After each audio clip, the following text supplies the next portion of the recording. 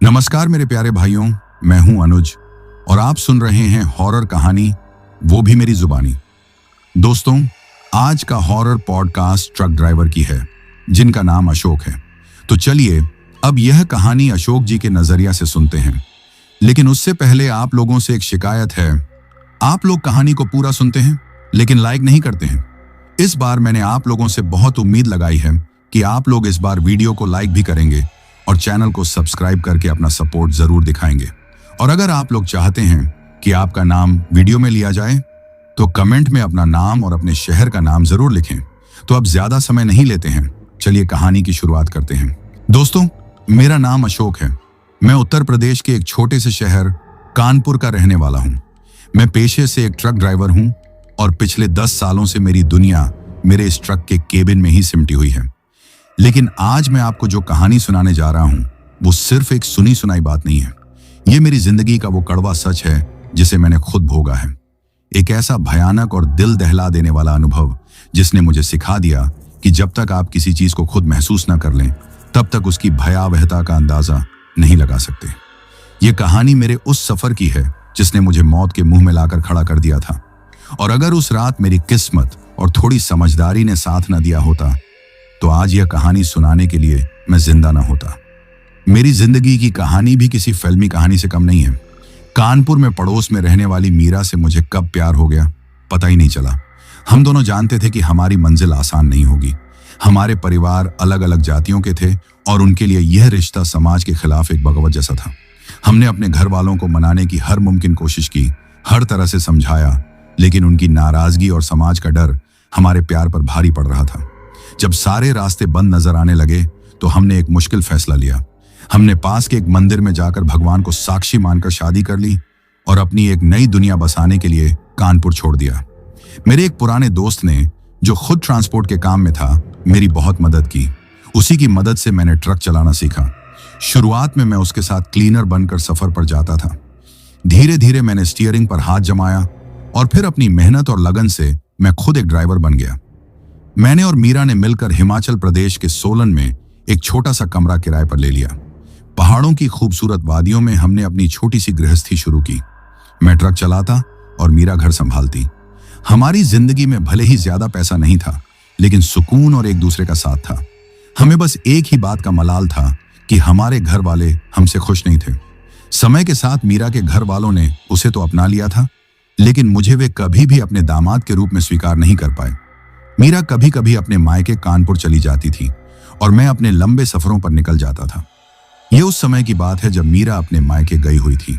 मुझे सोलन की एक फैक्ट्री से सेब की पेटियों का एक बड़ा कंसाइनमेंट लेकर कोलकाता के लिए निकलना था। यह एक लंबा सफर था और पहाड़ों से उतरकर मैदानों के रास्ते बंगाल तक पहुंचने में कई दिन लग जाते थे। मैंने मीरा से फोन पर बात कर ली थी। वो अपने घर सुरक्षित पहुंच गई थी। मैंने उसे कहा था कि मैं जब कोलकाता से वापस लौटूंगा तो उसे कानपुर से लेता हुआ आऊंगा। तुम्हारे बिना घर काटने को दौड़ता है और मन भी नहीं लगता। ये सुनकर वो भी भावुक हो गई और उसने कहा कि आप अपना ध्यान रखना, भगवान आपकी रक्षा करेंगे।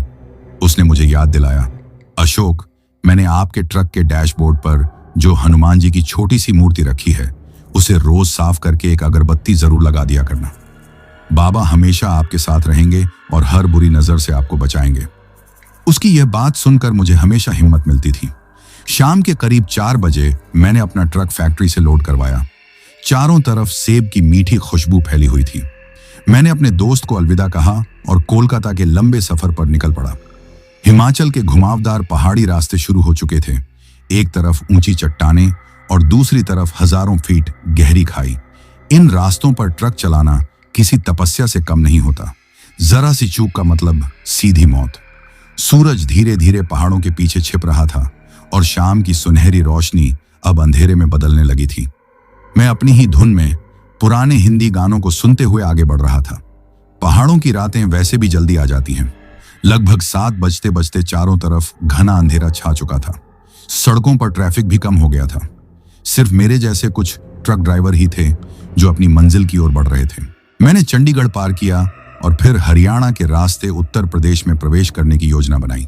सफर के पहले दिन कोई खास परेशानी नहीं हुई। मैंने रात को एक ढाबे पर रुककर खाना खाया और ट्रक में ही कुछ घंटे की नींद ली। अगले दिन सुबह फिर से सफर शुरू हो गया। उत्तर प्रदेश और बिहार के मैदानी इलाकों से गुजरते हुए सफर थोड़ा आसान हो जाता है, लेकिन लंबा भी। सड़कों पर गड्ढे और ट्रैफिक सफर की रफ्तार धीमी कर देते हैं। 2 दिन और गुजर गए। अब मैं बिहार पार करके झारखंड की सीमा में प्रवेश कर चुका था। यह इलाका अपनी खूबसूरती के साथ साथ अपने सुनसान और खतरनाक रास्तों के लिए भी जाना जाता है।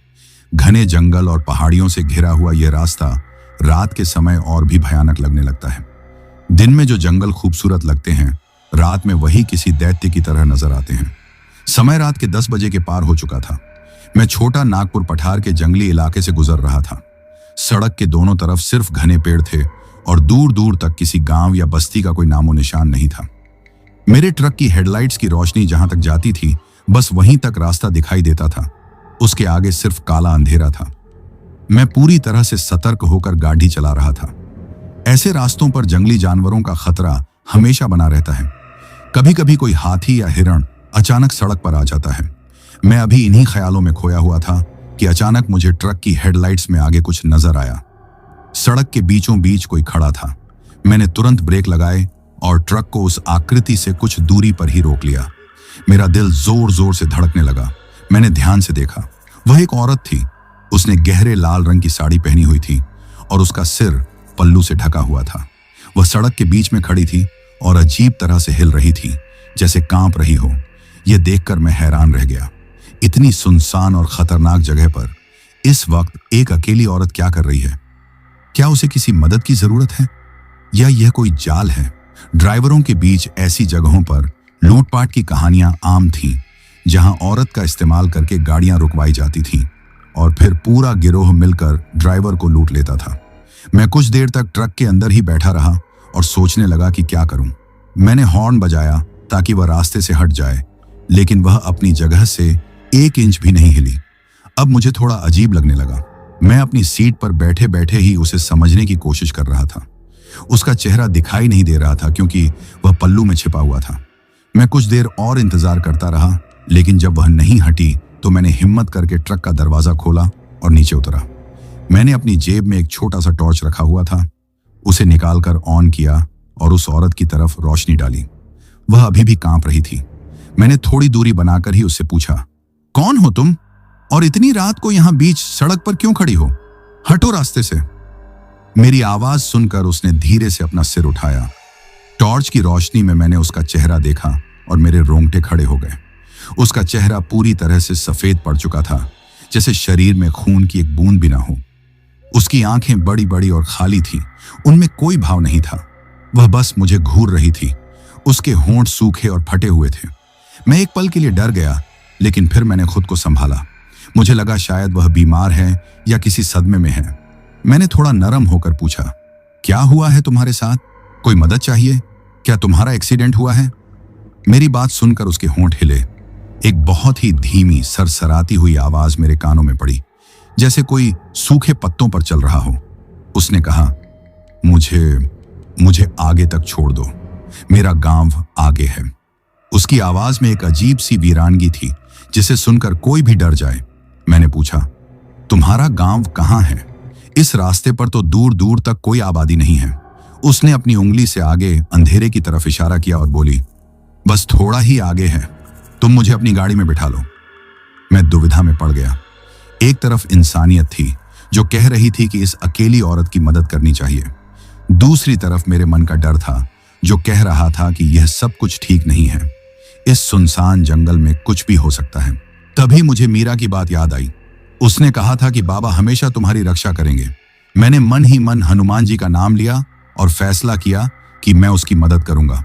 मैंने कहा, ठीक है, तुम आकर ट्रक में बैठ जाओ, लेकिन पीछे नहीं, मेरे साथ आगे केबिन में बैठो।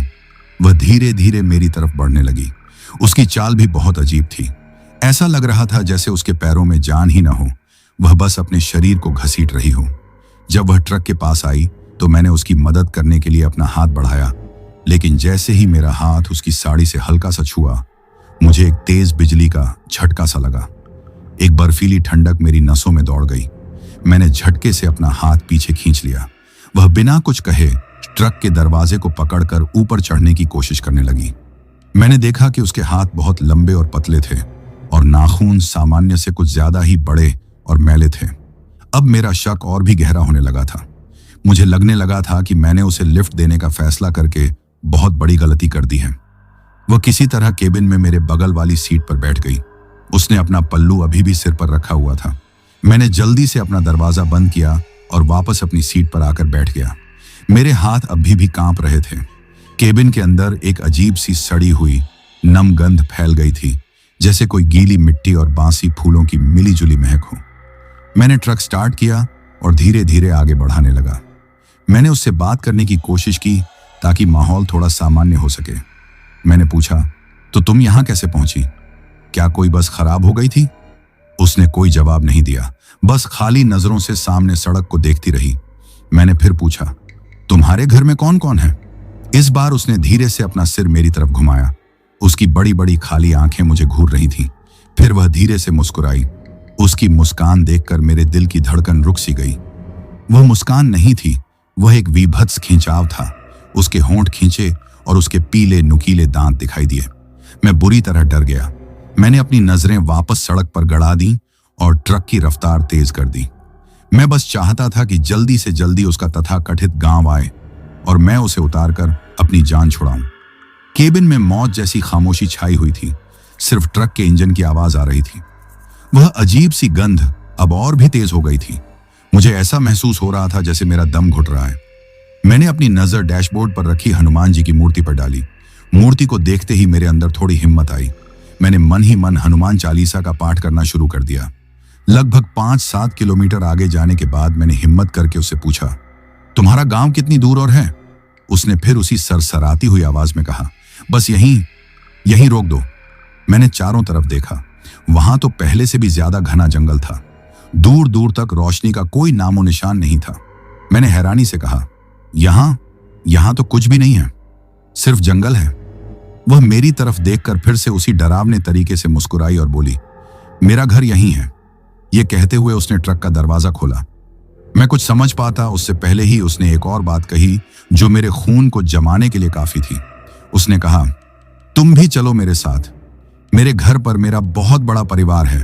वे सब तुमसे मिलकर बहुत खुश होंगे। अब मुझे पूरा यकीन हो गया था कि यह कोई इंसान नहीं है, यह कोई बुरी आत्मा है, कोई चुड़ैल। मेरी हालत खराब हो चुकी थी। पसीने से मैं तरबतर था। मैंने कांपते हुए कहा, नहीं, मुझे आगे जाना है, मुझे कोलकाता पहुंचना है। मेरी बात सुनकर उसका चेहरा बदल गया। उसकी मुस्कान गायब हो गई और उसकी आंखों में एक भयानक गुस्सा भर गया। वह चीख कर बोली, नहीं, तुम कहीं नहीं जाओगे, तुम मेरे साथ चलोगे। उसकी आवाज अब किसी औरत की नहीं, बल्कि कई मर्दों की मिलीजुली भारी और कर्कश आवाज जैसी लग रही थी। पूरा केबिन उस आवाज से गूंज उठा। उसने अपना एक हाथ मेरी तरफ बढ़ाया। मैंने देखा कि उसका हाथ लंबा होता जा रहा था और उसके नाखून किसी चाकू की तरह तेज और नुकीले हो गए थे। वह जैसे ही मुझे पकड़ने के लिए झपटी, उसका हाथ डैशबोर्ड पर रखी हनुमान जी की मूर्ति से टकरा गया। मूर्ति से टकराते ही जैसे किसी ने खौलते हुए तेल में पानी डाल दिया हो। एक जोरदार चीख उसके मुंह से निकली और उसका हाथ जलने लगा। केबिन में मांस के जलने की तेज बदबू फैल गई। वह दर्द से तड़पते हुए ट्रक से नीचे कूद गई। मैंने एक पल भी नहीं गंवाया। मैंने एक्सीलरेटर पर पूरा जोर लगा दिया और ट्रक को तूफान की रफ्तार से आगे भगाया। मैंने साइड मिरर में पीछे देखा। वह सड़क पर खड़ी थी और उसका रूप पूरी तरह से बदल चुका था। उसका चेहरा विकृत और जला हुआ था। बाल हवा में लहरा रहे थे और वह अपनी भयानक आवाज में चीखते हुए मुझे शाप दे रही थी। मैं बस ट्रक भगाता रहा। मेरी आंखों के सामने अंधेरा छा रहा था। मुझे यकीन नहीं हो रहा था कि मैं अभी अभी मौत के मुंह से बाहर निकल कर आया हूं। उस रात जो हुआ वह तो सिर्फ एक खतरनाक सफर की शुरुआत थी। मुझे नहीं पता था कि वह बला मेरा पीछा इतनी आसानी से नहीं छोड़ने वाली थी और मेरी जिंदगी को हमेशा के लिए बदलने वाली थी। मैं ट्रक भगा नहीं रहा था, मैं अपनी जिंदगी को मौत के जबड़ों से खींचकर भगा रहा था। मेरे हाथ स्टीयरिंग व्हील पर बुरी तरह कांप रहे थे और पैरों में इतनी जान नहीं बची थी कि मैं क्लच और एक्सीलरेटर को ठीक से संभाल पाता। लेकिन दिमाग में बस एक ही ख्याल था, यहां से दूर, बहुत दूर निकल जाना है। उस भयानक चीख ने मेरे कानों के पर्दे फाड़ दिए थे और मांस के जलने की वो असहनीय बदबू अब भी मेरे नथुनों में बसी हुई थी। मेरे पूरे शरीर से ठंडा पसीना बह रहा था और मैंने अपनी कमीज को महसूस किया जो पूरी तरह भीग चुकी थी। मैंने साइड मिरर में देखने की हिम्मत नहीं की। मुझे डर था कि कहीं वो भयानक चेहरा मुझे शीशे में फिर से न दिख जाए। मेरा दिल किसी पकड़े हुए पंछी की तरह मेरे सीने में फड़फड़ा रहा था। मैंने डैशबोर्ड पर रखी हनुमान जी की मूर्ति को देखा और मेरी आंखों से आंसू निकल आए। आज अगर बाबा मेरे साथ नहीं होते तो न जाने मेरा क्या हश्र होता। वो शैतान मुझे अपने साथ उस काले घने जंगल में ले जाती और मेरी लाश तक किसी को नहीं मिलती। मीरा ने सही कहा था, भगवान हमेशा मेरे साथ रहेंगे। मैं मन ही मन हनुमान चालीसा का पाठ दोहराता जा रहा था। शब्द मेरे हलक में अटक रहे थे, लेकिन मैं किसी तरह उन्हें पूरा कर रहा था। मैंने लगभग 40-50 किलोमीटर तक बिना रुके, बिना रफ्तार कम किए ट्रक चलाया। अब जंगल थोड़ा हल्का होने लगा था और सड़क के किनारे कुछ बस्तियों की हल्की फुल्की रोशनी नजर आने लगी थी। मेरे अंदर थोड़ी जान आई। मेरे दिमाग ने अब काम करना शुरू किया। मुझे एहसास हुआ कि मैं इस हालत में ज्यादा देर तक गाड़ी नहीं चला सकता। मेरा पूरा शरीर और दिमाग सदमे में था।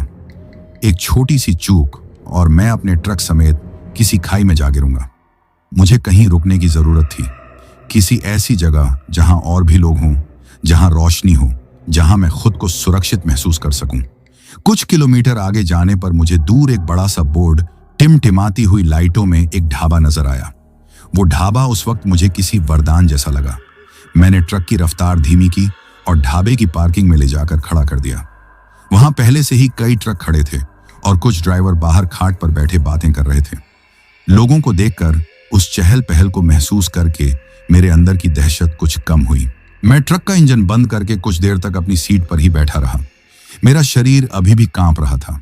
मैंने पानी की बोतल उठाकर एक ही सांस में आधी खाली कर दी।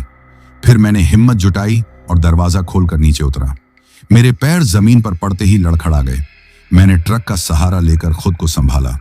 ढाबे का मालिक, एक अधेड़ उम्र के सरदार जी, गल्ले पर बैठा मुझे देख रहा था। शायद उसने मेरी हालत भांप ली थी। जब मैं लड़खड़ाता हुआ ढाबे के अंदर आया तो वह अपनी जगह से उठकर मेरे पास आया और मेरे कंधे पर हाथ रखकर बोला, पुत्र, सब ठीक तो है? बड़ा घबराया हुआ लग रहा है, चेहरा भी एकदम पीला पड़ गया है तेरा। उसका हमदर्दी भरा स्पर्श और उसकी आवाज सुनकर मैं और ज्यादा भावुक हो गया। मैं कुछ बोल नहीं पाया, बस पास पड़ी एक कुर्सी पर धम से बैठ गया। उसने एक लड़के को आवाज दी, ओए छोटू, ड्राइवर साहब के लिए एक गिलास पानी ला, जल्दी। लड़का दौड़कर पानी ले आया। मैंने पानी पिया और खुद को शांत करने की कोशिश की।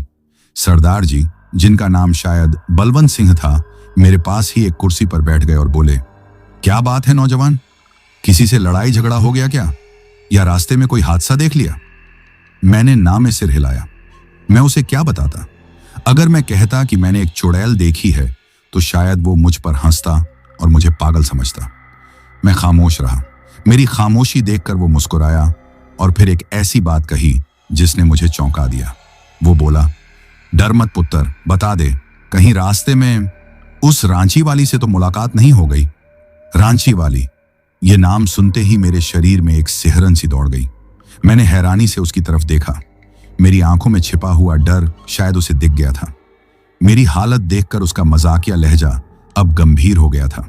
उसने छोटू को आवाज दी और 2 कड़क चाय लाने को कहा। जब चाय आ गई तो उसने एक कप मेरी तरफ बढ़ाया और बोला, अब बता, क्या हुआ था? मैं किसी पर हंसता नहीं हूं। इस सड़क पर रात बिरात सफर करने वाले ड्राइवरों ने न जाने क्या क्या देखा है, तू पहला नहीं है। उसकी बातों से मुझे हिम्मत मिली। मैंने कांपती हुई आवाज में उसे सब कुछ बता दिया। कैसे वो औरत मुझे सड़क के बीच में मिली, कैसे मैंने उसे लिफ्ट दी, केबिन में फैली वो अजीब गंध, उसकी डरावनी मुस्कान, और कैसे हनुमान जी की मूर्ति ने मेरी जान बचाई। मेरी पूरी बात सुनकर बलवंत सिंह ने एक लंबी सांस ली और अपनी दाढ़ी पर हाथ फेरा। उसके चेहरे पर गंभीरता थी। वो बोला, तेरी किस्मत बहुत अच्छी थी पुत्र, जो तू आज जिंदा यहां बैठा है। जिसे तूने देखा वो कोई आम भूत प्रेत नहीं है, वो एक रुदाली की आत्मा है। रुदाली मतलब वो औरत जो हमेशा रोती रहती है। कहते हैं वो पिछले कई सालों से इसी सड़क पर भटक रही है। मैंने डरते डरते पूछा, कौन थी वो और वो ऐसा क्यों करती है? बलवंत सिंह थोड़ा आगे की तरफ झुका और अपनी आवाज धीमी करते हुए बोला, यह बहुत पुरानी बात है, शायद 25-30 साल पुरानी। जब यह नया हाईवे बन रहा था तब यहां बाहर से कई इंजीनियर और मजदूर काम करने आए थे। पास के ही एक आदिवासी गांव की एक लड़की थी, नाम था उसका बिरसा। बहुत खूबसूरत थी, हिरनी जैसी आंखें और जंगल के फूल जैसी सादगी। उसे सड़क बनाने वाली कंपनी के एक बड़े इंजीनियर से प्यार हो गया। वो इंजीनियर शहर का था, बड़ा चिकनी चुपड़ी बातें करता था। उसने बिरसा से शादी के झूठे वादे किए और उसके साथ अपना रिश्ता बना लिया। वह रुका और फिर बोला। बिरसा ने उस पर भरोसा कर लिया, लेकिन कुछ महीनों बाद जब सड़क का काम खत्म हुआ तो वो इंजीनियर उसे छोड़कर अपने शहर वापस चला गया। बाद में बिरसा को पता चला कि वो गर्भवती है। जब उसने यह बात अपने गांव वालों को बताई तो समाज के डर से उन्होंने उसे अपनाने से इनकार कर दिया। उसे गांव से निकाल दिया गया। बेचारी बिरसा धोखे और तकलीफ की मारी हुई अपने पेट में पल रहे बच्चे के साथ अकेली रह गई। कहते हैं एक रात उसने उसी जगह पर जहां से यह सड़क गुजरती है एक ऊंची चट्टान से कूदकर अपनी जान दे दी। यह कहानी सुनकर मेरे रोंगटे खड़े हो गए। मैंने पूछा, तो क्या वो उसी इंजीनियर से बदला लेना चाहती है? बलवंत सिंह ने कहा, नहीं पुत्र, आत्मा की सोच हम इंसानों जैसी नहीं होती। धोखे ने उसके दिल में मर्दों के लिए नफरत भर दी। अब वो हर अकेले सवर करने वाले आदमी में उसे ही देखती है जिसने उसे धोखा दिया था। वो पहले लिफ्ट मांगती है और अगर कोई उसकी बातों में आकर उसके साथ जाने को तैयार हो जाता है तो वो उसे अपने साथ उसी खाई में ले जाकर मार देती है। और जो नहीं मानता उसका पीछा करती है, उसे परेशान करती है, तब तक जब तक वो किसी हादसे का शिकार न हो जाए। कई ड्राइवरों की लाशें मिली हैं इस इलाके में और पुलिस हमेशा यही कहती है कि ड्राइवर को नींद आ गई होगी या गाड़ी बेकाबू हो गई होगी। असलियत तो हम जैसे लोग जानते हैं। उसकी बातें सुनकर मेरा खून सर्द पड़ गया। इसका मतलब वो बला मेरा पीछा इतनी आसानी से नहीं छोड़ने वाली थी। मैंने पूछा, तो अब मैं क्या करूं? क्या वो मेरा पीछा करेगी? बलवंत सिंह ने कहा, हाँ, खतरा तो है। कहते हैं कि वो जिसे एक बार चुन लेती है उसकी गंध उसके साथ चिपक जाती है। वो कई मीलों तक पीछा कर सकती है। तू एक काम कर, आज रात यहीं रुक जा। सुबह सूरज निकलने के बाद ही यहां से निकलना। और हाँ, रास्ते में कहीं भी सुनसान जगह पर मत रुकना, चाहे कुछ भी हो जाए। सीधे अपनी मंजिल पर जाकर ही दम लेना। और अपने ट्रक में बाबा की मूर्ति है तो हिम्मत बनाए रखना, वही तेरी रक्षा करेंगे। मैंने उसकी सलाह मान ली। उस रात मैं ढाबे पर ही रुका, लेकिन नींद मेरी आंखों से कोसों दूर थी। मैं एक टूटी फूटी चारपाई पर लेटा रहा, लेकिन हर आहट पर मेरा दिल दहल जाता था। मुझे बार बार ऐसा लगता जैसे कोई ढाबे के बाहर मेरे ट्रक के चक्कर काट रहा है। एक दो बार मुझे किसी के रोने की, सिसकने की धीमी आवाज भी सुनाई दी, लेकिन मैंने खुद को समझाया कि यह मेरा वहम है। अगली सुबह मैं सूरज की पहली किरण के साथ ही उठ गया। मैंने बलवंत सिंह को धन्यवाद दिया, चाय पी और अपने ट्रक की तरफ बढ़ा। मैंने ट्रक स्टार्ट करने से पहले हनुमान जी की मूर्ति के आगे हाथ जोड़े। फिर मैंने ट्रक को पार्किंग से निकाला और वापस सड़क पर आ गया। शुरू में सब कुछ सामान्य लगा। दिन की रोशनी में वही जंगल अब उतना डरावना नहीं लग रहा था। मैं सावधानी से गाड़ी चलाता हुआ आगे बढ़ रहा था, लेकिन कुछ घंटे बाद मुझे कुछ अजीब महसूस होने लगा। मुझे ऐसा लगा जैसे मेरा ट्रक बहुत भारी चल रहा है, जैसे उस पर क्षमता से ज्यादा वजन लदा हो। इंजन ज्यादा जोर लगा रहा था और ट्रक की रफ्तार धीमी हो गई थी। ये बहुत अजीब था, क्योंकि मुझे पता था कि मेरे ट्रक में सेब की पेटियों के अलावा और कुछ नहीं है और वजन बिल्कुल सही है।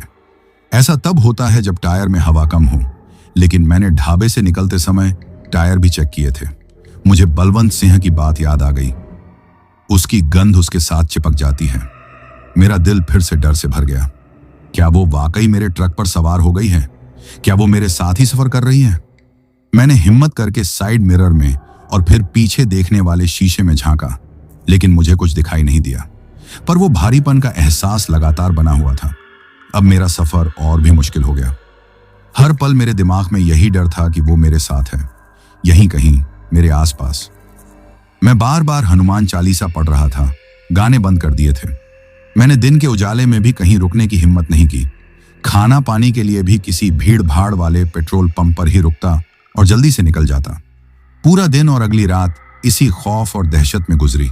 वो भारीपन का एहसास लगातार बना रहा। कभी कम हो जाता तो कभी ज्यादा। कभी कभी मुझे केबिन में फिर से वही सड़ी हुई गंध महसूस होती और मैं बुरी तरह डर जाता।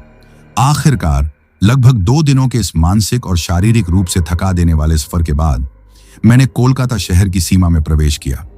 जैसे ही मैंने हावड़ा ब्रिज पार किया और शहर की भीड़ भाड़ और शोर शराबे में दाखिल हुआ, मुझे महसूस हुआ कि मेरे ट्रक का वो भारीपन अचानक गायब हो गया है। ट्रक एकदम हल्का हो गया जैसे कोई बड़ा बोझ उतर गया हो। मैंने एक गहरी सांस ली। मुझे लगा कि शायद शहरी इलाके में आने के बाद उस आत्मा ने मेरा पीछा छोड़ दिया है। मैं अपनी मंजिल, जो कि बड़ा बाजार के पास एक गोदाम थी, वहां पहुंचा। मैंने ट्रक से माल उतरवाया और ट्रांसपोर्ट कंपनी के मालिक से अपने पैसे लिए। उस वक्त मैं सिर्फ अपने घर जाना चाहता था, अपने उस छोटे से कमरे में जिसे मैं और मीरा अपना आशियाना कहते थे। मुझे लगा कि अब सब कुछ खत्म हो गया है। वो एक बुरा सपना था जो रास्ते में ही कहीं पीछे छूट गया है। लेकिन मैं कितना गलत था। मुझे नहीं पता था कि असली खौफनाक कहानी तो अब शुरू होने वाली थी। वो आत्मा मेरा पीछा छोड़कर गई नहीं थी, वो बस सही वक्त का इंतजार कर रही थी, मेरे घर में, मेरी जिंदगी में हमेशा के लिए दाखिल होने का। कोलकाता की भीड़ भाड़ और गाड़ियों के शोर ने मेरे अंदर के खौफ को कुछ देर के लिए दबा दिया था। मैं इतना थक चुका था कि गोदाम का काम निपटाते ही सीधा अपने कमरे पर पहुंचा, जो मैंने और मीरा ने भवानीपुर की एक पुरानी इमारत में किराए पर ले रखा था। ये एक छोटा सा कमरा था जिसमें एक तरफ रसोई का सामान था और दूसरी तरफ हमारा बिस्तर। लेकिन यही हमारी दुनिया थी। मैंने कांपते हाथों से ताला खोला और अंदर दाखिल हुआ। कमरा मीरा के बिना बिल्कुल सूना और बेजान लग रहा था। हर चीज अपनी जगह पर थी, लेकिन उसे सहेजने वाली मौजूदगी नहीं थी। मेज पर रखी हमारी शादी की तस्वीर को देखकर मेरा दिल भर आया। मैं उस तस्वीर में मुस्कुराती हुई मीरा को देख रहा था और सोच रहा था कि अगर उसे रास्ते में हुई उस भयानक घटना के बारे में पता चलेगा तो वह कितनी डर जाएगी। मैंने फैसला किया कि मैं उसे इस बारे में कुछ नहीं बताऊंगा। यह मेरे सफर का एक बुरा सपना था और मैं नहीं चाहता था कि इसकी परछाई भी हमारी जिंदगी पर पड़े। मैं बुरी तरह से थक कर चूर हो चुका था। मैंने बस अपना बैग एक कोने में फेंका और बिस्तर पर सीधा लेट गया। मैं सोना चाहता था, इस पूरे अनुभव को अपने दिमाग से निकालना चाहता था। लेकिन जैसे ही मैंने आंखें बंद की, उस चुड़ैल का सफेद भावहीन चेहरा मेरी आंखों के सामने घूमने लगा। उसकी वो भयानक खोखली मुस्कान और मांस के जलने की वो बदबू। मैंने झटके से अपनी आंखें खोल दी। मेरा पूरा शरीर पसीने से भीग गया था। मैंने उठकर लाइट जलाई और अपने हाथ मुंह धोए। मैंने मीरा को फोन लगाने का फैसला किया। उसकी आवाज सुनकर शायद मुझे कुछ सुकून मिले। 2-3 बार घंटी जाने के बाद मीरा ने फोन उठाया। उसकी प्यारी और जानी पहचानी आवाज सुनते ही मेरे अंदर का सारा तनाव जैसे पिघलने लगा। अशोक, आप पहुंच गए। मैं कब से आपके फोन का इंतजार कर रही थी। सब ठीक है ना? सफर कैसा रहा? उसने एक ही सांस में कई सवाल पूछ डाले। मैंने अपनी आवाज को सामान्य रखने की पूरी कोशिश करते हुए कहा, हाँ मीरा, मैं बिल्कुल ठीक हूं। बस अभी अभी कमरे पर पहुंचा हूं। सफर थोड़ा लंबा और थका देने वाला था, लेकिन सब ठीक है। तुम कैसी हो? घर पर सब कैसे हैं? मैं ठीक हूं, बस आपको बहुत याद कर रही थी। यहां आपके बिना बिल्कुल मन नहीं लगता। आप अपना ख्याल तो रख रहे हैं ना? खाना समय पर खाया? उसकी आवाज में मेरे लिए फिक्र साफ झलक रही थी। मैंने उसे तसल्ली दी। हाँ बाबा, मैंने सब ध्यान रखा है। तुम चिंता मत करो, मैं 1-2 दिन यहाँ आराम करके फिर तुम्हें लेने आ जाऊंगा। हमने कुछ देर और इधर उधर की बातें की। उसकी आवाज सुनना मेरे लिए किसी मरहम जैसा था। फोन रखने के बाद मुझे काफी हल्का महसूस हुआ। मुझे लगा कि अब मैं शांति से सो पाऊंगा। मैंने लाइट बंद की और सोने के लिए लेट गया। उस रात मैं सोया नहीं। मैं जैसे बेहोश हो गया था। थकान मुझ पर इस कदर हावी थी, लेकिन मेरी नींद गहरी नहीं थी। मैं एक अजीब से सपने और हकीकत के बीच झूल रहा था। मुझे एक सपना आया। मैंने सपने में खुद को उसी सुनसान जंगली सड़क पर अपने ट्रक में पाया। मेरे बगल वाली सीट पर वो औरत बिरस्सा ने बैठी हुई थी, लेकिन इस बार वो मुझे घूर नहीं रही थी, वो रो रही थी। उसकी आंखों से आंसू नहीं, बल्कि खून बह रहा था। वो रोते रोते मुझसे कह रही थी, तुमने भी मुझे धोखा दिया। तुम सब एक जैसे हो। मैं तुम्हें नहीं छोड़ूंगी। ये कहते हुए उसने अपना हाथ मेरी गर्दन की तरफ बढ़ाया और अचानक मेरी नींद खुल गई। मेरा गला पूरी तरह सूखा हुआ था और दिल जोरों से धड़क रहा था। मैंने उठकर पानी पिया। कमरे में रात की खामोशी थी। बस बाहर सड़क से आती जाती गाड़ियों का हल्का शोर था। मैंने घड़ी देखी। रात के 2 बज रहे थे। मैं वापस लेटने ही वाला था कि मुझे कुछ सुनाई दिया। किसी के सिसकने की आवाज, बहुत धीमी दबी हुई आवाज, जैसे कोई औरत अपना मुंह तकिए में दबाकर रो रही हो। मैंने कान लगाकर सुनने की कोशिश की। आवाज मेरे कमरे के दरवाजे के ठीक बाहर से आ रही थी। मेरा दिल दहल गया। इस पुरानी इमारत में दीवारें पतली थीं और अक्सर पड़ोस के कमरों से आवाजें आती रहती थीं। मैंने खुद को समझाया कि शायद पड़ोस वाले कमरे में कोई परेशान होगा। मैंने इस बात को नजरअंदाज करने की कोशिश की, लेकिन वो सिसकियों की आवाज बंद नहीं हुई। वो लगातार आ रही थी और अब मुझे ऐसा लग रहा था जैसे वो आवाज मेरे और करीब आती जा रही है। तभी मुझे केबिन में महसूस हुई वही सड़ी हुई नम मिट्टी और बांसी फूलों की गंध अपने कमरे में महसूस हुई। बहुत हल्की सी थी, लेकिन थी जरूर। अब मेरा डर हकीकत में बदलने लगा था। क्या वो मेरा पीछा करते हुए यहां तक आ गई है? ये ख्याल आते ही मेरे रोंगटे खड़े हो गए। मैं बिस्तर पर बुत बनकर बैठा रहा, हिलने की हिम्मत भी नहीं कर पा रहा था। कुछ देर बाद वो सिसकियों की आवाज और वो गंध दोनों गायब हो गई। बाकी की रात मैंने जागकर ही काटी। हर छोटी सी आहट पर मेरा दिल उछलकर हलक में आ जाता। सुबह होने का मैंने ऐसे इंतजार किया जैसे कोई कैदी अपनी रिहाई का करता है। सूरज की पहली किरण जब खिड़की से अंदर आई, तब जाकर मैंने राहत की सांस ली। अगला पूरा दिन मैंने बेचैनी में गुजारा। मैं कमरे से बाहर नहीं निकला। मुझे डर था कि अगर मैं बाहर गया तो वो मुझे कहीं दिख जाएगी। मैंने उस दिन मीरा को भी फोन नहीं किया, क्योंकि मैं डरा हुआ था और मेरी आवाज मेरे डर को छुपा नहीं पाती। शाम होते होते मेरा डर और भी बढ़ गया। अंधेरा मुझे अपने दुश्मन जैसा लग रहा था। मैंने उस रात कमरे की सारी लाइटें जलाकर सोने का फैसला किया। मैं बहुत थका हुआ था, इसलिए जल्द ही मुझे नींद आ गई। लेकिन आज रात का अनुभव कल से भी ज्यादा भयानक था। आधी रात को अचानक मेरी नींद खुली। मुझे ऐसा लगा जैसे कोई मेरे बिस्तर के पास खड़ा होकर मुझे देख रहा है। मैंने डरते डरते आंखें खोली। कमरे में कोई नहीं था। मैं उठकर बैठने ही वाला था कि मेरी नजर कमरे के उस कोने पर पड़ी जहां अंधेरा था। मुझे अंधेरे में दो चमकती हुई आंखें दिखाई दी। वो बस मुझे घूर रही थी। मैं चीखना चाहता था, लेकिन मेरी आवाज गले में ही फंस गई। मैं अपनी जगह से हिल भी नहीं सका। मैं बस उन आंखों को देखता रहा जो अंधेरे में किसी जानवर की तरह चमक रही थीं। कुछ देर तक मुझे घूरने के बाद वो आंखें धीरे धीरे अंधेरे में गायब हो गईं। अब मुझे यकीन हो गया था कि मैं अकेला नहीं हूं। वो आत्मा मेरे साथ इसी कमरे में मौजूद है। वो मुझे डरा रही है, मुझे मानसिक रूप से तोड़ रही है। अगले 2 दिन मेरे लिए किसी नरक से कम नहीं थे। दिन में तो सब ठीक रहता, लेकिन जैसे ही रात होती वो खौफनाक सिलसिला शुरू हो जाता।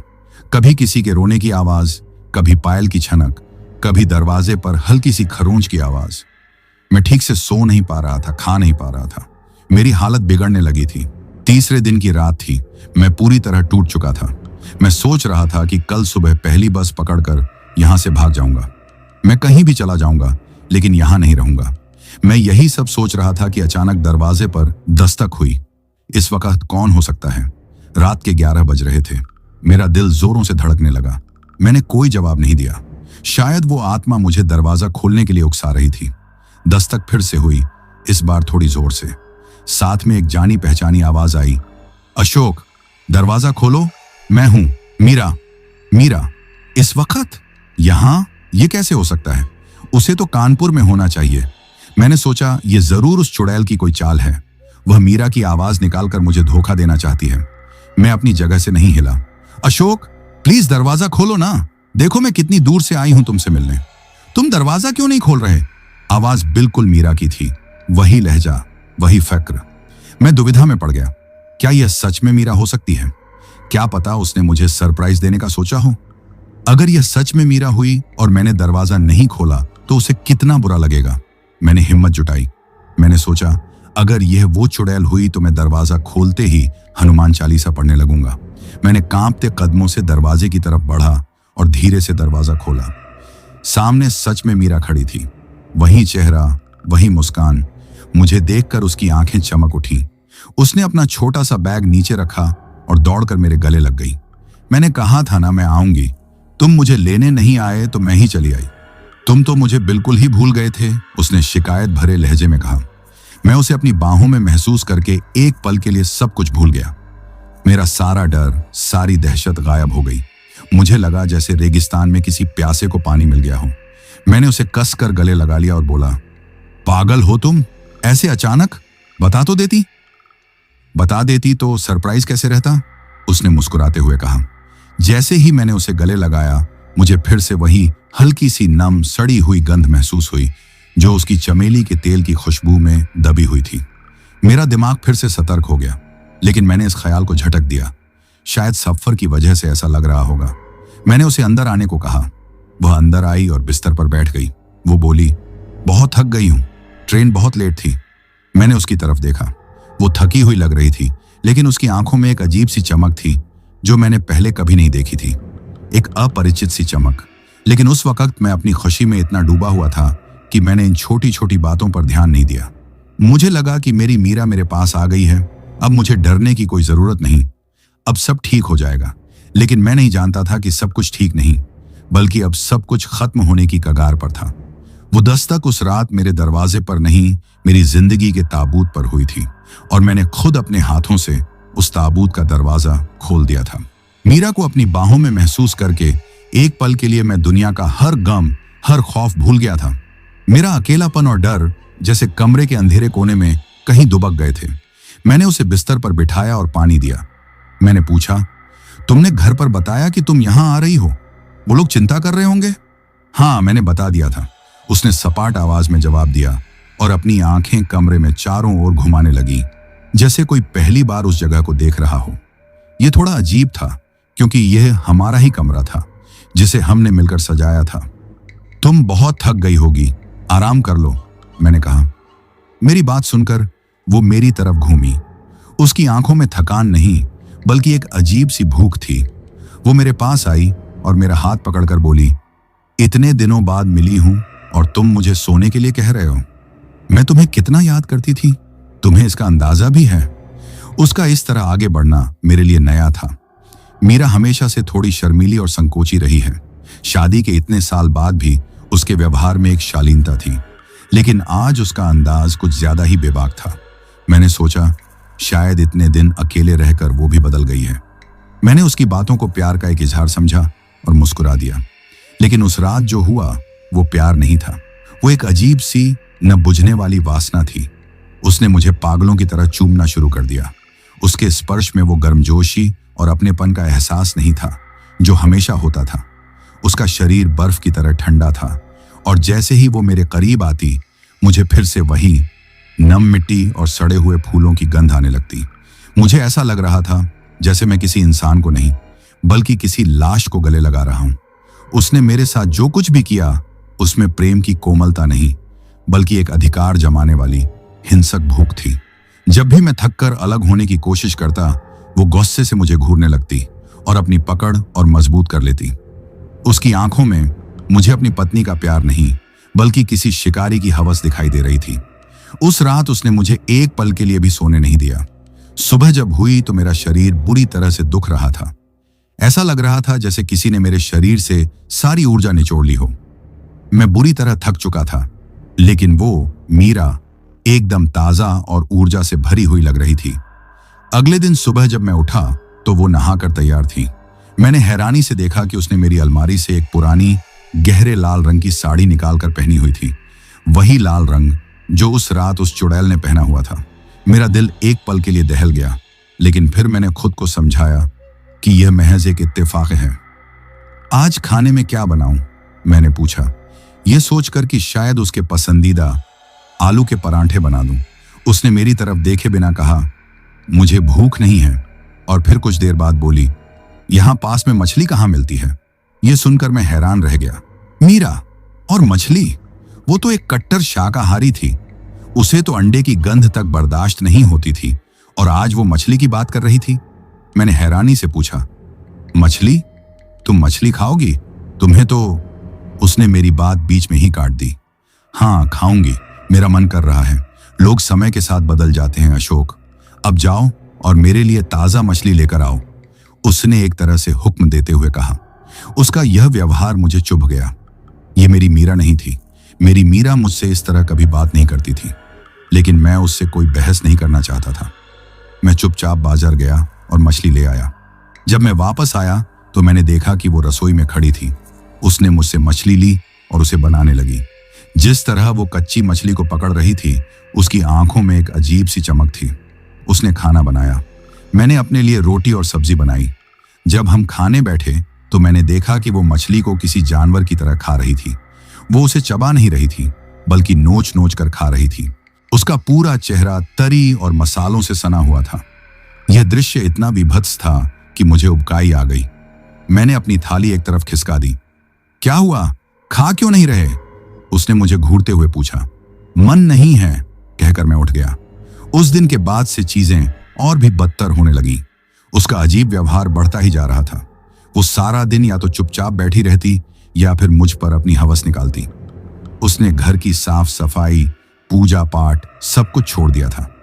घर में हर वक्त एक अजीब सी उदासी और भारीपन महसूस होता था। वही सड़ी हुई गंध अब जैसे कमरे का हिस्सा बन गई थी। मेरी हालत दिन ब दिन बिगड़ती जा रही थी। मुझे हर वक्त कमजोरी और थकान महसूस होती। ऐसा लगता था जैसे मैं बिस्तर से उठ ही नहीं पाऊंगा। मेरा चेहरा पीला पड़ गया था और आंखों के नीचे गहरे काले गड्ढे बन गए थे। ऐसा लगता था जैसे कोई मेरा खून चूस रहा हो। लेकिन उसे, मीरा को, मेरी हालत से कोई फर्क नहीं पड़ता था। उसे तो बस अपनी भूख से मतलब था, चाहे वो जिस्म की हो या खाने की। मैंने कई बार उससे पूछने की कोशिश की कि उसे हो क्या गया है, वो इतनी बदल क्यों गई है, लेकिन वो या तो मेरी बात को अनसुना कर देती या फिर गुस्से में मुझ पर चिल्लाने लगती। वो कहती, मैं तो वैसी ही हूं, तुम ही बदल गए हो, शायद तुम्हारा मन मुझसे भर गया है। मैं क्या जवाब देता? मैं एक ऐसे तूफान में फंस गया था जहां मैं न तो कुछ समझ पा रहा था और न ही किसी से कुछ कह सकता था। ये औरत मेरी पत्नी के जिस्म में तो थी, पर यह मेरी पत्नी नहीं थी। ये कोई और थी, कोई अजनबी, कोई भयानक साया। लेकिन यह बात मैं किसे बताता? लोग मुझे पागल कहते। एक हफ्ता गुजर गया। मैं अब एक जिंदा लाश बन चुका था।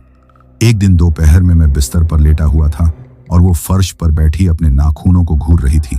तभी मेरा फोन बजा। मैंने कांपते हाथों से फोन उठाया। स्क्रीन पर मीरा नाम चमक रहा था। मेरा दिल जैसे रुक सा गया। अगर मीरा का फोन आ रहा है तो ये जो मेरे सामने बैठी है, ये कौन है? मेरे हाथ कांपने लगे। मेरे सामने बैठी मीरा ने भी नजर उठाकर मेरी तरफ देखा। उसकी आंखों में एक सवालिया निशान था। मैंने डरते डरते फोन उठाया और उसे कान पर लगाया। हेलो, मैंने लगभग फुसफुसाते हुए कहा। दूसरी तरफ से असली मीरा की फिक्र भरी आवाज आई। हेलो अशोक, आपकी आवाज को क्या हुआ? इतने कमजोर क्यों लग रहे हो? और आप मेरा फोन क्यों नहीं उठा रहे थे 2 दिन से? सब ठीक तो है ना? मैं पत्थर का बन चुका था। मेरी नजरें कमरे में फर्श पर बैठी उस औरत पर थीं जो अब मुझे ही घूर रही थी। उसकी आंखों में अब वो चमक नहीं, बल्कि एक ठंडा खतरनाक गुस्सा था। अशोक, आप सुन रहे हैं? आप जवाब क्यों नहीं दे रहे? फोन पर मीरा की आवाज में अब घबराहट थी। मैंने हिम्मत करके कहा, हाँ मीरा, मैं सुन रहा हूं। वो बस तबीयत थोड़ी ठीक नहीं है। क्या हुआ आपको? डॉक्टर को दिखाया? मैं कह रही थी ना अपना ख्याल रखना। सुनो, मैं अब और इंतजार नहीं कर सकती। पापा कल सुबह की ट्रेन का टिकट करवा रहे हैं। मैं परसों तक कोलकाता पहुंच जाऊंगी। तुम मुझे लेने स्टेशन आ जाना, मीरा ने कहा। यह सुनते ही मेरे पैरों के नीचे से जमीन खिसक गई। मैंने घबराकर फर्श पर बैठी उस नकली मीरा की तरफ देखा।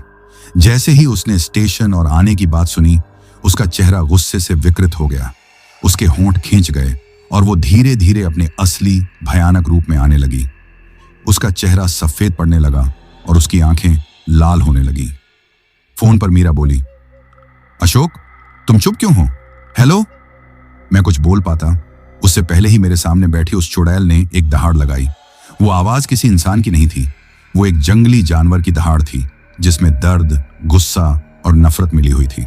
उसने एक झटके में मेरा फोन छीनकर दीवार पर दे मारा। फोन के टुकड़े टुकड़े हो गए। अब वो मेरे सामने खड़ी थी। उसका चेहरा अब मीरा का नहीं था। वो धीरे धीरे बदल रहा था। वो वही चेहरा था जिसे मैंने उस रात झारखंड के जंगल में देखा था। वही सफेद भावहीन चेहरा, वही खोखली आंखें और वही विभत्स मुस्कान। तो तुझे पता चल ही गया, उसने अपनी उसी सरसराती, कई आवाजों वाली कर्कश ध्वनि में कहा। मैंने सोचा था तुझे अपनी दुनिया में धीरे धीरे शामिल करूंगी, लेकिन तेरी वो असली पत्नी, वो हमारे बीच में आ रही है। उसे तो अब मरना होगा। मैं अपनी आंखों के सामने यह भयानक बदलाव देखकर सुन्न पड़ गया था। मेरा सबसे बुरा डर सच हो चुका था। मैं अपनी पत्नी के कातिल के साथ एक ही कमरे में रह रहा था और अब वो मेरी असली पत्नी को भी मारने की योजना बना रही थी। मैं एक जाल में फंस चुका था, एक ऐसे जाल में जहां से निकलना मौत को दावत देने जैसा था। ये शब्द मेरे कानों में किसी पिघले हुए शीशे की तरह उतरे। मैं फर्श पर गिरा, अपनी जगह से हिलने में भी असमर्थ था। मेरे सामने खड़ी वो शैतानी औरत अब पूरी तरह से अपने भयानक रूप में आ चुकी थी।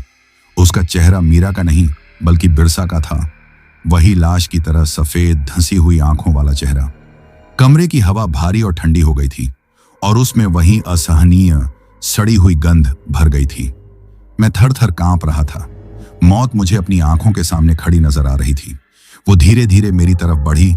उसके पैर जमीन पर घिसट रहे थे। वो मेरे ऊपर झुकी। उसका ठंडा विकृत चेहरा मेरे चेहरे से बस कुछ इंच की दूरी पर था। तू सिर्फ मेरा है, उसने अपनी कई आवाजों वाली कर्कश ध्वनि में फुसफुसाया। मैंने तुझे चुना है, हमारे बीच कोई नहीं आ सकता। अगर वो यहां आई तो मैं उसे ऐसी मौत दूंगी कि उसकी रूह भी कांप जाएगी। उसकी सांसों से आती ठंडक और बदबू से मेरा दम घुट रहा था। मैं कुछ बोल नहीं पा रहा था, बस मेरी आंखों से आंसू बह रहे थे। तभी जैसे किसी ने कोई बटन दबा दिया हो, उसका भयानक चेहरा फिर से बदलने लगा। एक पल में ही वो फिर से मेरी पत्नी मीरा बन गई। उसके चेहरे पर एक सर्द मुस्कान थी। वो सीधी खड़ी हुई और मेरी तरफ देखकर बोली, कल तुम्हारी मेहमान आने वाली है। मैं चाहती हूं कि तुम बिल्कुल सामान्य व्यवहार करो। अगर तुमने उसे कुछ भी बताने की या होशियारी दिखाने की कोशिश की तो याद रखना, मैं उसे तुम्हारे सामने ही टुकड़े टुकड़े कर दूंगी। यह कहकर वो कमरे के दूसरे कोने में जाकर बिस्तर पर ऐसे लेट गई जैसे कुछ हुआ ही ना हो। मैं पूरी रात फर्श पर उसी जगह पड़ा रहा। मेरे अंदर न तो उठने की हिम्मत थी और न ही सोने की। मैं एक जिंदा लाश था जो अपनी असली पत्नी की मौत का इंतजार करने के लिए मजबूर था। मैं एक कैदी था और जेलर मेरे बगल में ही सो रहा था। मैं भाग नहीं सकता था, मैं किसी को बता नहीं सकता था। मेरे सारे रास्ते बंद थे। अगला पूरा दिन किसी कयामत के इंतजार जैसा था। वो नकली मीरा बिल्कुल सामान्य व्यवहार कर रही थी। उसने मुझसे बातें की, खाना बनाया, लेकिन उसकी आंखों में मुझे हर पल एक चेतावनी दिखाई देती रही। मैं बस एक रोबोट की तरह उसके इशारों पर काम कर रहा था। मेरा दिमाग सुन्न हो चुका था। मैं बार बार भगवान से प्रार्थना कर रहा था कि कोई चमत्कार हो जाए, कि मीरा किसी वजह से ना आए, कि उसकी ट्रेन छूट जाए। लेकिन शायद भगवान ने भी मेरी सुनना बंद कर दिया था। अगले दिन सुबह हुई। आज मीरा के आने का दिन था। मेरा दिल हर आहट पर उछल रहा था। हर गुजरते पल के साथ मेरे सीने पर बोझ बढ़ता जा रहा था। दोपहर के करीब 12 बजे दरवाजे पर दस्तक हुई। वही दस्तक जिसने इस खौफनाक सिलसिले की शुरुआत की थी। मेरे सामने बैठी नकली मीरा ने मेरी तरफ देखा और आंखों ही आंखों में मुझे दरवाजा खोलने का हुक्म दिया। मेरे पैर मेरा साथ नहीं दे रहे थे, लेकिन मैं किसी तरह उठा और दरवाजे की तरफ बढ़ा। मेरे हाथ कांप रहे थे। मैंने एक गहरी सांस ली, जैसे कोई फांसी पर चढ़ने से पहले लेता है, और दरवाजा खोल दिया। सामने मेरी असली मीरा खड़ी थी।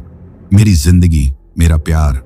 उसके चेहरे पर एक खूबसूरत मुस्कान थी, लेकिन मुझे देखते ही उसकी मुस्कान चिंता में बदल गई। अशोक, हे भगवान, ये क्या हाल बना रखा है अपना? वो घबराकर बोली, आप इतने कमजोर और बीमार क्यों लग रहे हैं? मैंने कहा था ना, अपना ख्याल रखना। वो अंदर आने के लिए बढ़ी ही थी कि तभी कमरे के अंदर से नकली मीरा बाहर निकल आई। उसके चेहरे पर एक अजीब सी व्यंग्यात्मक मुस्कान थी। अरे, मेहमान आ गए, आओ, अंदर आओ, उसने कहा। असली मीरा ने जब अपने जैसी ही एक और औरत को मेरे घर में मेरे सामने खड़े देखा तो उसके होश उड़ गए। वो पत्थर की बन चुकी थी। उसकी आंखें हैरानी और डर से फटी रह गईं। वो कभी मुझे देखती तो कभी उस दूसरी औरत को।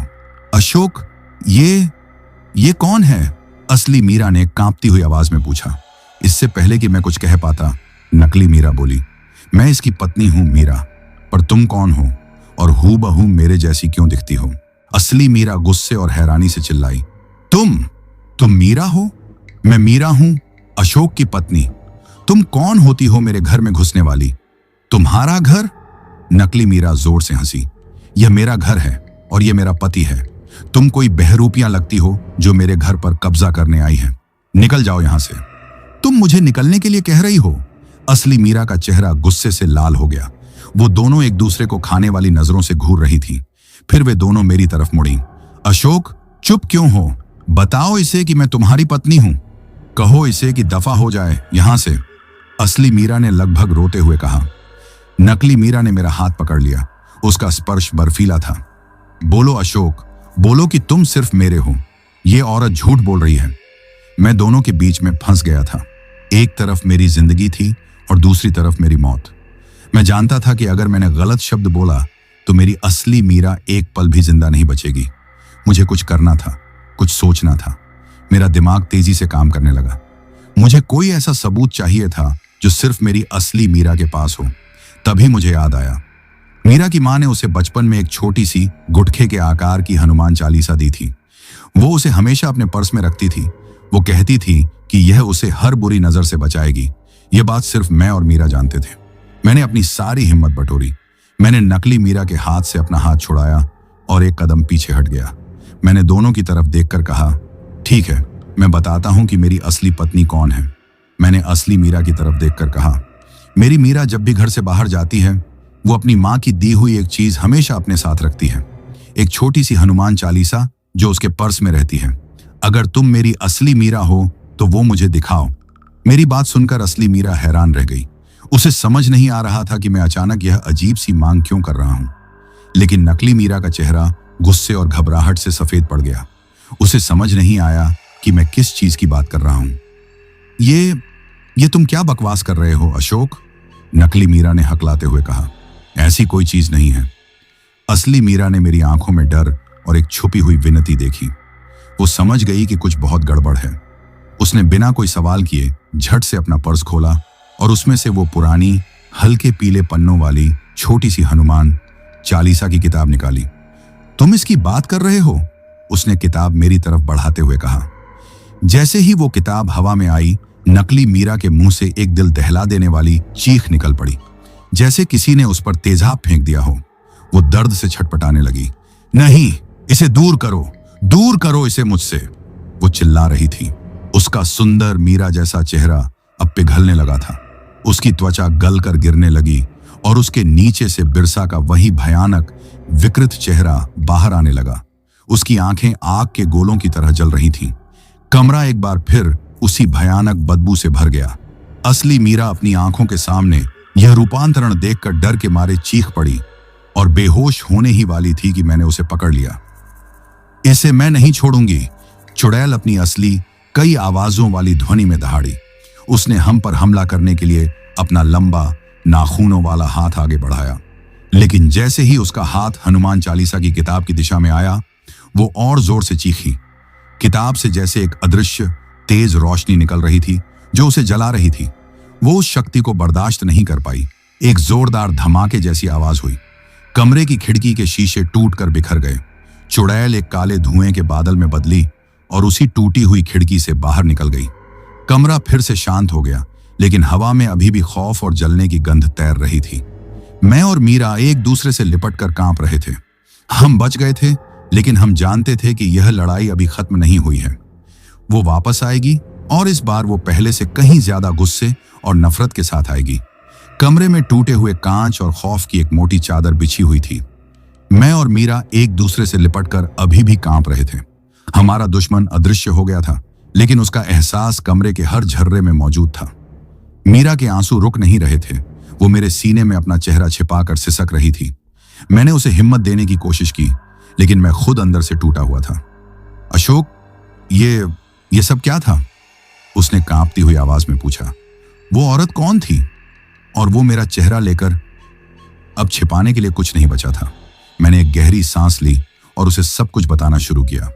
झारखंड के उस सुनसान रास्ते पर हुई पहली मुलाकात से लेकर ढाबे वाले की कहानी, और फिर पिछले एक हफ्ते से इस कमरे में मेरे साथ घट रही हर एक भयानक घटना। मैंने उसे बताया कि कैसे उस चुड़ैल ने उसका रूप लेकर मुझे शारीरिक और मानसिक रूप से लगभग खत्म कर दिया था। मेरी कहानी सुनकर मीरा की आंखों में डर के साथ साथ गुस्सा भी था। वो मेरे पीले चेहरे और धंसी हुई आंखों को देखकर समझ गई थी कि मैंने कितना कुछ झेला है। उसने आपको इतना सताया, वो गुस्से से बोली, लेकिन अब हम यहाँ एक पल भी नहीं रुकेंगे। ये जगह महफूज नहीं है। वो वापस आएगी अशोक, हमें यहाँ से निकलना होगा। उसने सही कहा था। यह कमरा अब हमारा घर नहीं बल्कि एक कब्रगाह जैसा लग रहा था।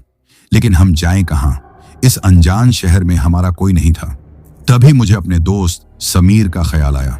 समीर कानपुर में मेरा पड़ोसी हुआ करता था। वह भी एक ड्राइवर था और कुछ साल पहले काम के सिलसिले में कोलकाता आकर बस गया था। हम अक्सर फोन पर बात कर लिया करते थे। वो एक हिम्मत वाला और सुलझा हुआ इंसान था। मुझे लगा कि इस वक्त वही हमारी मदद कर सकता है। मैंने मीरा से कहा, मेरा एक दोस्त है समीर, हम उसके पास चलते हैं, वो हमारी मदद जरूर करेगा। हमारे पास सोचने का ज्यादा वक्त नहीं था। हमने जल्दी जल्दी अपना जरूरी सामान एक बैग में डाला। घर की हर चीज को छूते हुए डर लग रहा था, जैसे हर चीज पर उस चुड़ैल की मनहूसियत का साया पड़ गया हो। हमने दरवाजा बाहर से बंद किया और लगभग भागते हुए उस इमारत से नीचे उतरे। रात के अंधेरे में कोलकाता की सड़कें भी डरावनी लग रही थीं। हर परछाई में हमें उसी का अक्स नजर आ रहा था। हमने एक टैक्सी ली और समीर के घर की तरफ चल दिए, जो शहर के दूसरे छोर पर टॉलीगंज में रहता था। लगभग 1 घंटे बाद हम उसके घर के सामने थे। मैंने दरवाजा खटखटाया। समीर ने दरवाजा खोला और हमें देखकर हैरान रह गया। अशोक, मीरा भाभी, तुम लोग इस वक्त? और तेरी ये क्या हालत हो रखी है यार? उसने मुझे ऊपर से नीचे तक देखते हुए कहा। हम अंदर गए। समीर की पत्नी ने मीरा को पानी दिया। समीर मुझे अपने साथ कमरे में ले गया और बोला, बता क्या बात है, सब ठीक तो है? भाभी भी बहुत डरी हुई लग रही हैं। मेरे लिए उसे सब कुछ बताना आसान नहीं था। मैंने उसे बताया तो उसे यकीन नहीं हुआ। उसे लगा कि मैं शायद बीमार हूं या किसी मानसिक तनाव से गुजर रहा हूं। यार अशोक, ये तू क्या कह रहा है? भूत प्रेत, चुड़ैल, ये सब कहानियों में होता है। मुझे लगता है कि तुझे थकान और अकेलेपन की वजह से वहम हो रहा है। डॉक्टर को दिखा, सब ठीक हो जाएगा। उसने मेरे कंधे पर हाथ रखकर कहा। मैं उसे समझाने की कोशिश कर ही रहा था कि तभी बाहर से मीरा के चीखने की आवाज आई। हम दोनों दौड़कर बाहर गए। जो नजारा हमने देखा वो किसी के भी होश उड़ा देने के लिए काफी था। मीरा फर्श पर बैठी थी और अजीब तरह से छटपटा रही थी। उसकी आंखें ऊपर की तरफ चढ़ गई थीं और उसका शरीर बुरी तरह से ऐंठ रहा था। मीरा, मीरा, क्या हुआ तुम्हें? मैं उसकी तरफ भागा। जैसे ही मैं उसके पास पहुंचा, उसने झटके से अपना सिर उठाया। उसकी आंखें अब मीरा की नहीं थीं, वो खाली और ठंडी थीं और उनमें वही शैतानी चमक थी। उसने मुझे देखकर एक अमानवीय कर्कश हंसी हंसी। आ गया तू? मैं तुझे ही ढूंढ रही थी, उसने बिरसा की मिली जुली भारी आवाज में कहा। समीर ये सब देखकर हक्का बक्का रह गया। उसका मुंह हैरानी से खुला का खुला रह गया था। मैंने कहा था ना, कोई हमारे बीच नहीं आ सकता, चुड़ैल ने मीरा के जिस्म से कहा और एक ही झटके में मेरे ऊपर छलांग लगा दी। उसने मेरे गले को अपनी मजबूत पकड़ में ले लिया। मेरा दम घुटने लगा। मैं उसके नीचे छटपटा रहा था, लेकिन मेरी कमजोरी के आगे उसकी ताकत बहुत ज्यादा थी। अशोक, समीर चिल्लाया। उसने अपनी हैरानी से बाहर निकलकर हिम्मत दिखाई। उसने आगे बढ़कर मीरा, चुड़ैल को मुझसे दूर खींचने की कोशिश की। उसने मीरा की बांह को जोर से पकड़ा ताकि उसकी पकड़ मेरे गले से ढीली हो जाए, और तभी वो हुआ। समीर बाकी ड्राइवरों की तरह ही अपनी चाबियों का एक भारी गुच्छा अपनी कमर में लटका कर रखता था। उस गुच्छे में पीतल का बना एक बड़ा सा AUM का लॉकेट भी था, जो उसने किसी मंदिर से लिया था। जैसे ही समीर ने मीरा की बांह पकड़ी, वो AUM का लॉकेट उसकी त्वचा से छू गया।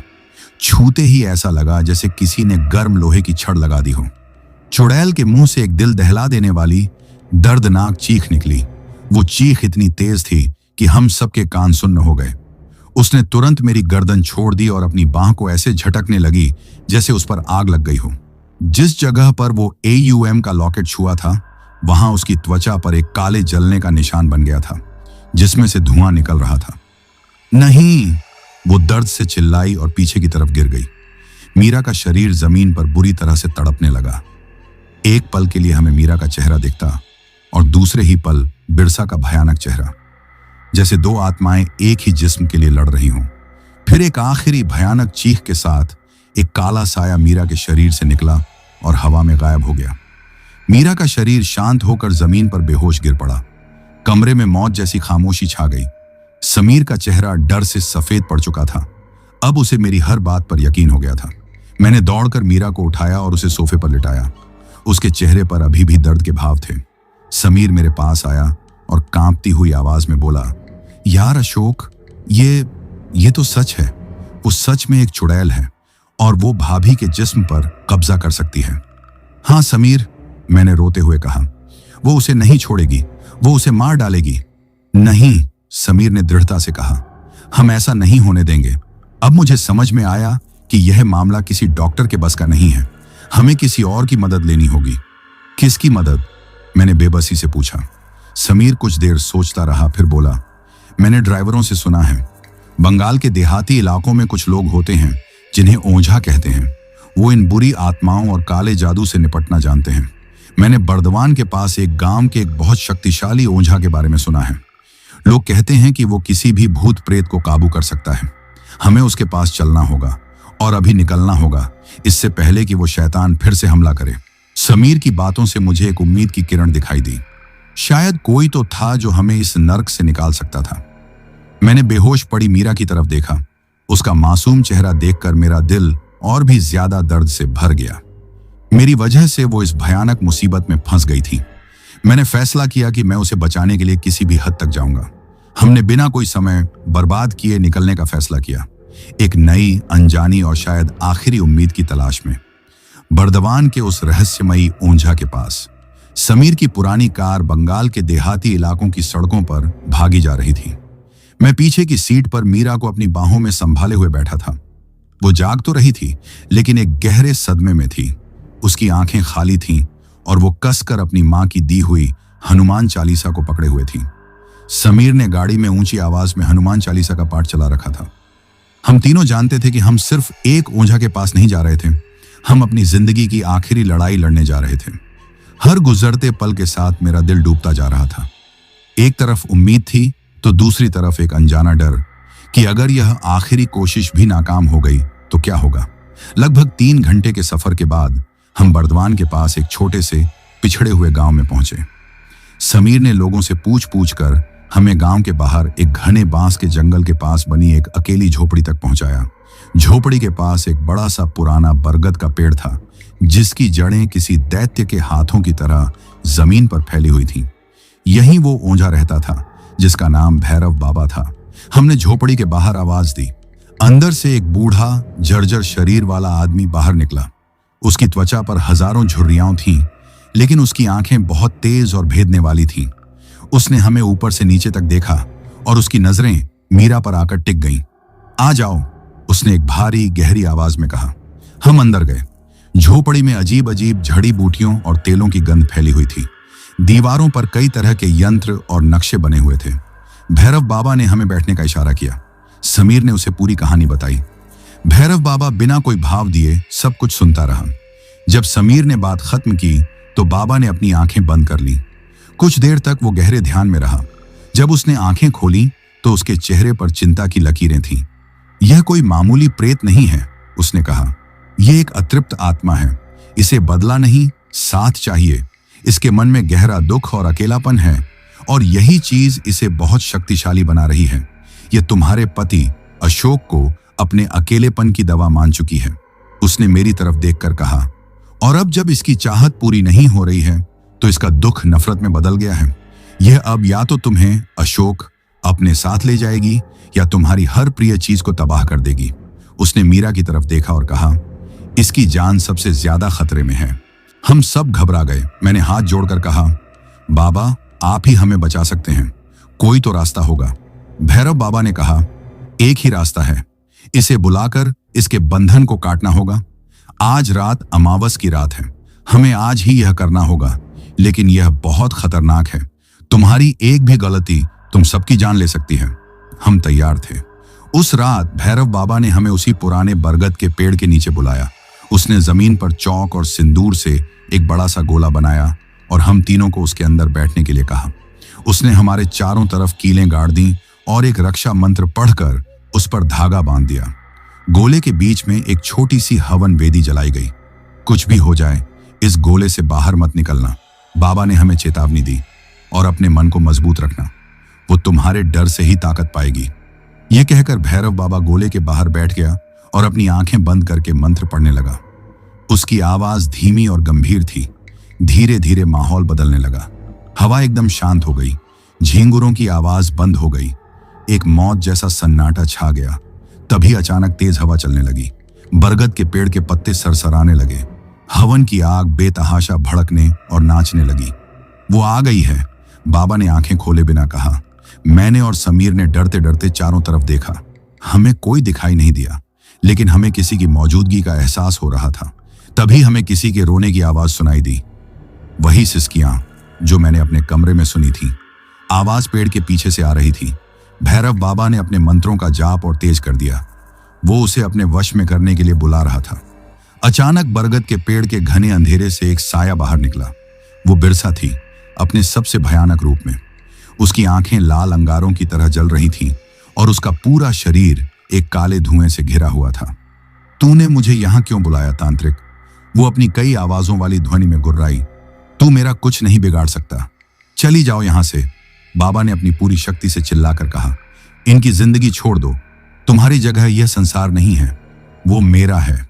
चुड़ैल ने मेरी तरफ इशारा करते हुए कहा, मैं उसे लेकर ही जाऊंगी। यह कहते ही उसने अपनी पूरी ताकत से हमला कर दिया। एक जोरदार हवा का झोंका आया और हवन की आग बुझ गई। चारों तरफ घना अंधेरा छा गया। भैरव बाबा ने जल्दी से अपनी झोली से कुछ राख निकाली और हवा में उड़ा दी। राख से हल्की नीली रोशनी निकली, जिससे हमें कुछ कुछ दिखाई देने लगा। अब ओंझा और चुड़ैल के बीच एक भयानक लड़ाई शुरू हो गई थी। बाबा मंत्र पढ़ता और वो चीखती। उसकी हर चीख से जमीन कांप रही थी। अचानक चुड़ैल ने जमीन की तरफ देखा।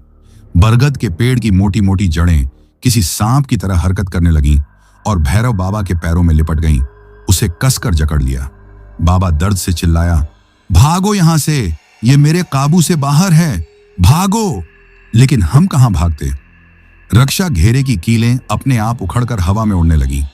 समीर ने मीरा को खींचकर अपने पीछे छिपा लिया। चुड़ैल ने एक विजयी भयानक हंसी हंसी। उसने बाबा को जड़ों में जकड़े हुए छोड़ दिया और हमारी तरफ बढ़ी। उसकी नजरें मीरा पर थीं, जिसकी आंखों में अब सिर्फ और सिर्फ खौफ था। मैंने कहा था ना, हमारे बीच कोई नहीं आ सकता, चुड़ैल ने कहा। अगर वो मेरा नहीं हो सकता तो वो किसी का नहीं होगा। यह कहते हुए उसने अपना हाथ मीरा की तरफ बढ़ाया। मैं और समीर उसे बचाने के लिए आगे बढ़े, लेकिन एक अदृश्य शक्ति ने हमें हवा में उठाकर दूर फेंक दिया। मैं कुछ कर पाता उससे पहले ही उस चुड़ैल ने मीरा को अपने अदृश्य हाथों से हवा में उठा लिया। मीरा हवा में छटपटा रही थी, चीख रही थी, मुझे पुकार रही थी। अशोक बचाओ, वो उसकी आखिरी आवाज थी।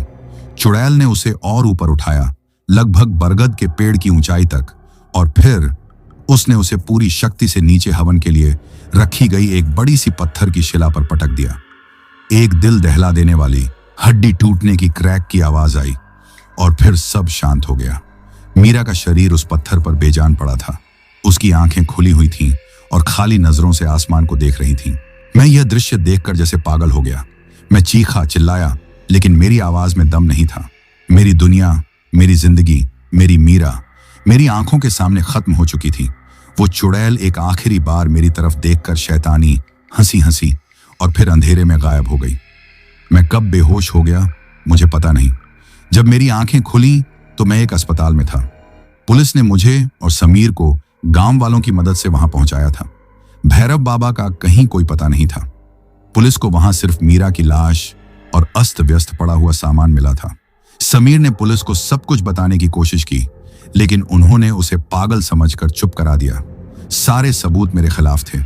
एक अजीब पूजा पाठ के बीच मेरी पत्नी की लाश मिली थी। मीरा के घर वालों ने मुझ पर दहेज और काले जादू के लिए हत्या का आरोप लगाया। मुकदमा चला और मुझे उम्र कैद की सजा हो गई। आज मुझे जेल में 15 साल हो गए हैं। मैं एक जिंदा लाश की तरह जी रहा हूं। मैंने कभी उस चुड़ैल को दोबारा नहीं देखा। मैं अक्सर सोचता था कि उसने मुझे जिंदा क्यों छोड़ दिया। वो तो मुझे अपने साथ ले जाना चाहती थी। इस सवाल का जवाब मुझे कुछ महीने पहले मिला। जेल में एक नया कैदी आया। वो झारखंड का एक ट्रक ड्राइवर था जो किसी हादसे के मामले में अंदर आया था। एक दिन बातों बातों में उसने रांची वाली रुदाली का जिक्र किया। उसने बताया, बाबा अब वो सड़क और भी खतरनाक हो गई है। कहते हैं अब वो चुड़ैल अकेली नहीं होती, उसके साथ एक और औरत का साया भी दिखाई देता है। एक शहरी औरत जो हमेशा डरी सहमी सी रहती है और चुपचाप उसके पीछे पीछे चलती है। ये सुनकर मेरे पैरों तले जमीन खिसक गई। मेरे शरीर का सारा खून जम गया। तो ये बात थी, उसने मुझे जिंदा इसलिए छोड़ा ताकि मैं हर पल हर सांस के साथ तिल तिल कर मरूं। ये सोचकर कि मेरी मीरा की आत्मा आज भी उस चुड़ैल की गुलाम बनकर उन्हीं सुनसान सड़कों पर भटक रही है।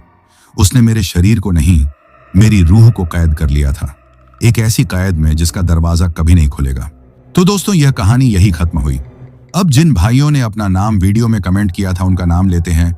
फरीज अली खान भाई काठमांडू से, पूरन चंद बालोतरा भाई राजस्थान से, नवेद भाई यावतमल से, अब्दुल हलीम भाई गाजीपुर से, स्वरूप दास भाई वेस्ट बंगाल से, अनिल चौहान भाई सिवान बिहार से, गीता पटेल जी गुजरात से, सुजान माइनली भाई नेपाल से, अभिषेक शर्मा भाई कानपुर से, सुमित्रा बारीक जी कोलकाता से, फायज खान भाई वेस्ट बंगाल से, नागेंद्र भाई असम से, सनी भाई आगरा से, अमरेश कुमार भाई औरंगाबाद बिहार से, शैलेंद्र साहनी भाई महाराष्ट्र नागपुर से, प्रदीप कुमार भाई जमशेदपुर से, सुखप्रीत सिंह भाई जालंधर पंजाब से, हैरी गुज्जर भाई दिल्ली से, विशाल बिस्टा भाई नेपाल से, दादा सोरेन भाई कालेजाओ से, दीपक भाई सहरसा से, मोहम्मद ताहिर भाई कश्मीर श्रीनगर से, खुशहाल चौहान भाई गुजरात से, जसवंत भाई सूरत से, धनंजय कुमार भाई सलेमपुर से, अमृतपाल भाई दुबई से, नंदन यादव भाई बिहार पटना से,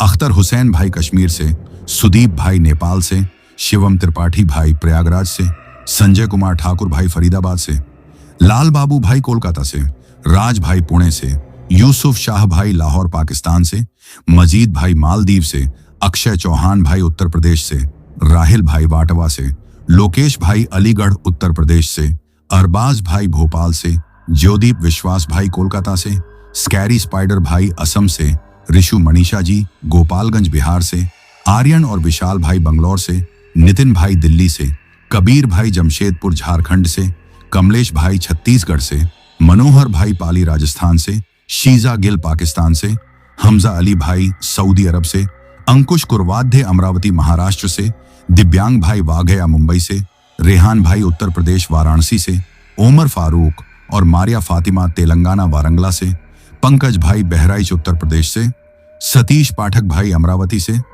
अनीश भाई बरेली फरीदपुर उत्तर प्रदेश से, हसन अब्बास भाई इटली से, कनराज लक्ष्मण भाई तेलंगाना से, बाबा ज्योतिमाली गुवाहाटी से, रूप सिंह सिसोदिया भाई उदयपुर राजस्थान से, अवनीत जानवी मानसी जालंधर पंजाब से, निखिल कुशावाहा भाई उत्तर प्रदेश से, इस्तियाक रायण भाई आगरा से, मनोज भाई जमशेदपुर झारखंड से, विजय भाई गोरखपुर से, वसीम अहमद भाई नागपुर महाराष्ट्र से, मुख्तार चौधरी भाई जम्मू से, संजय दास, सरोजनी दास, प्रियंका दास रायगंज से, मुस्कान जी हिमाचल प्रदेश से, असलम कुरैशी भाई सऊदी अरब से, प्रियंका सरकार भाई रायगंज से, युवराज दादर भाई पिंपरी चिंचवाद महाराष्ट्र से, हेमंत भाई बस्तर से, पिंटू राज भाई लखीमपुर खेरी से, राजेश भाई साउथ अफ्रीका से, बाबर और रिजवान भाई पाकिस्तान से, महेंद्र सिंह राजपुरोहित भाई राजस्थान पाली से, नरेंद्र दत्त भाई दुर्गापुर वेस्ट बंगाल से, विशाल दास भाई इंडिया से,